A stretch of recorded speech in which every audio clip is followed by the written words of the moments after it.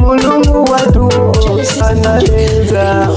inu anu inu okutika inuyo nikufuna ineyo nikuuzeni ine unawawone awo kubala mabwino kuti ali ndi chuma koma iyo sitilili mozi kumatuma ziwa inu kuti paziko pano satana alibe na palipose muzawaope siku la chiweruzo muzawaona iwo akupita kumoto koma muzawaope inu achizanga inu okutika inuyo muzakaye mtima iwo azasangalala iwo paziko pano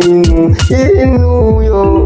muzasangalala inu siku lomaliza muzawaone awo kupala mwabwino koma sitilili mozi inuyo.